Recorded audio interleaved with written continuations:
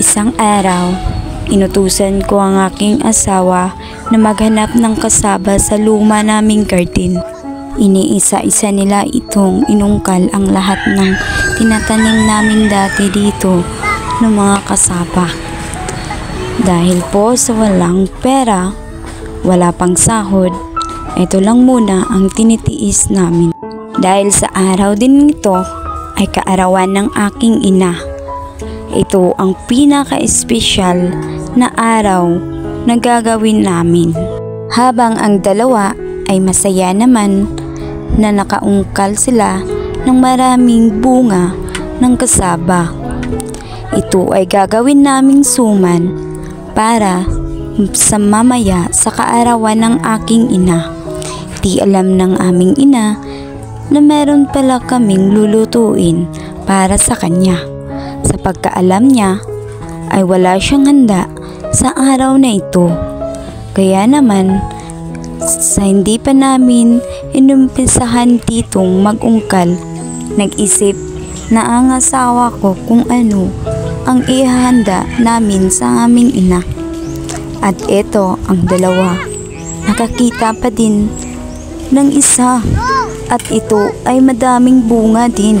Kaya labis ang tuwa nila dahil marami silang magagawa ngayong suman. Pag wala din kaming bigas, ito din lang ang panulak ng aming pantawid gutom. At dali-dali nilang tinapos ang kanilang pagbungkal sa lahat ng mga kasaba para makapagsimula na silang magluto ng suman dahil malapit na ang tanghalian. Kahit mainit, iniisip pa din nila ang kaarawan ng aming ina. Guys, nang ligi guys.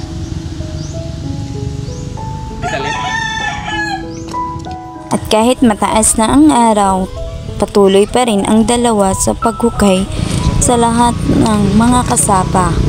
Dadamihan daw nila ng marami dahil marami po kaming kakain. Isa po kaming baranggayan. Kaya dinamihan na nila ang pagkuha para lahat ay makakain. At sa wakas ay natapos din nila ang pagbunot lahat ng mga kasaba. Iniisa-isa na nilang ipinasok sa loob ng sako. Ang saya ko din na marami silang nakuha dito sa aming garden. At ayun, makakatulong na to sa kaarawan ng aming ina. Ganyan kami kamahal ang aming ina. Kahit walang pera, naghahanap pa din kami ng paraan para meron siyang maihanda sa kanyang kaarawan. Masaya po kami kahit ganito lang po ang aming handa. Di na po kami mamimili kung ano mang meron ang naabot sa aming buhay. At nagpapasalamat din ako sa Panginoon at sa dalawa kong kaibigan o ate dahil tumutulong sila sa amin para sa kaarawan ng aking ina. Ang isa kong kaibigan ay nagbibigay pambili ng soft drinks. Agad ko namang kinuha ang 3 bote ng soft drinks. Kaming 3 magkaibigan ay inilihim namin sa aking ina. Di alam ng aking ina na meron talaga siyang handaan ngayon na merong nagbibigay sa kanya. Gusto ko kasing i-surprise ang aking ina. Kaya ayun, yung kaibigan ko, pinagsabihan ko na wag maingay. Nakilala ko sila dito sa aking live sa aking YouTube. Sila kasi yung mga kaibigan ko na napagsumbungan ko ng aking mga problema, lahat ng aking kalungkutan. Dahil sila lang yung makakausap ko doon sa live at palaging nagsusuporta sa akin. At ayun, nagpili na nga ako dito ng patis. Nalilito kasi ako. Kasi yung pera ko, binabudget ko lang kasi yung dinala kong pera, nasa 900 pesos lang. Kaya ayun, napaisip ako ano yung ipibili ko. Kaya ayun, yung final, yun na lang nasa bote na patis. Agad naman akong lumipat sa may likuran at kumuha ng bihon. Kumuha ako ng 1 kilo lang ng bihon. At ayan, nalilito pa din ako kung ano ang ihihano dito. Kung kukuha ba ako ng pansit canton. At ayun, nagtanong ako sa aking asawa at sabi niya, kukuha ng isa. Nang makalabas kami, ay nag-ano kaming dalawa ng asawa ko. Yung soft drinks na nabili namin, kailangan matabunan para di makita at mahalata ng aking ina. At pagkatapos namin, ay pumunta kagad kami dito sa Baron Bake Shop. Dito na pinagawan ko ng lettering yung aking mama sa kanyang cake. Binili ko ito sa halagang 350 pesos. Ito lang yung pinakamurang na cake dito sa aming lugar. Naka-ready na ang lahat at ito, nakaluto na kami. At ayan po ang handa ng aking ina. Yan lang po muna ang aming ipinakita sa kanya at siya ay tuwang-tuwa sa kanyang nakita. Akala niya kasi walang handaan. Ganito ang kanyang muka kung gaano siya kasaya sa kanyang birthday sa araw na ito. Laking tuwa niya at nagpapasalamat siya sa mga kaibigan ko na nagbibigay ng sorpresa para sa kanya. Ang mga kaibigan ko palang ito, sila din ay isang vlogger. Yung isa kong kaibigan nasa Malaysia, OFW siya, at yung isa nasa Maynila. At syempre, kahit hindi kami kumpleto 10 magkakapatid na nandito sa bahay namin. At syempre, tuwang-tuwa pa din yung mama ko dahil nandito naman yung mga pamangkin niya at yung kanyang mga apo. Guys, welcome to my vlog! It's me, Lian. Today's video, we're gonna doing something that wrong. That day is mine. We're celebrating now the birthday of my auntie or uncle ko na or ay uncle. My lula. My lula is her name is Marlu Amabing and today is her birthday and she's turning today what you know. Bless your lola. Bless your lola. Sige. Bless your lula. Bless ba? Bless. Bless. Okay, I'm gonna bless my lula, guys.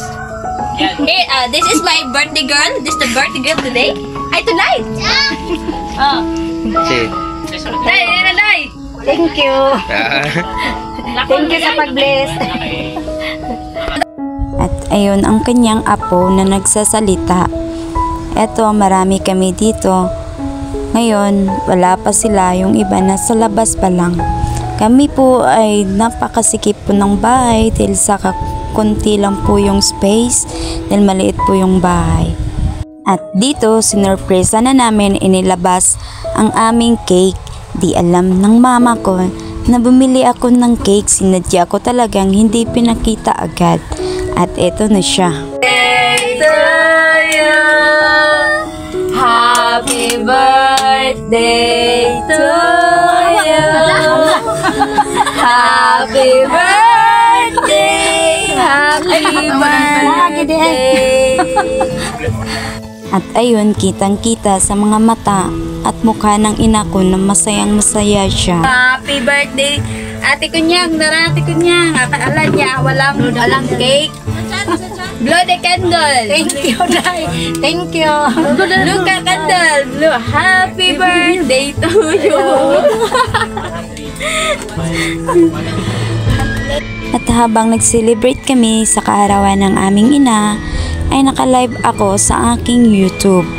Nakikita ko ang aking dalawang kaibigan at nandyan sila sa aking live. Kaya ayun, kinausap din namin at ng mama ko. Pinasalamatan niya. Eto guys, akala niya na prank namin si Mador. Akala niya walang cake. Hindi ko pinakita sa kanya. Ayan mga ka-agree. So ayan. Thank you sis. Galing po yan kay Ate Kunyang. Thank you Ate Kunyang. At pagkatapos naming mag-usap, at agad namang inilagay ng aking ina ang kanyang cake. At ito ay kanyang hinati-hati upang makakain na ang kanyang mga apo at mga anak. At syempre, dinivide ng aking ina ng masyado ang cake dahil po marami po kami sa bahay. At ayun lang po ang aming kwento tungkol sa kaarawan ng aking ina. Kahit ganito man ang aming handaan, napakasaya ng aming happy ending na kainan. Kahit simple, basta masaya lang, dapat tayo magiging happy sa ating kaarawan kahit wala mang handa o meron. Magiging happy tayo at malusog ang ating katawan. Dahil yun naman ang yung importante. Malusog ang ating katawan, binigyan pa tayo ni Lord ng mahabang buhay. Kaya di natin kailangan ang magandang handaan o maraming handaan.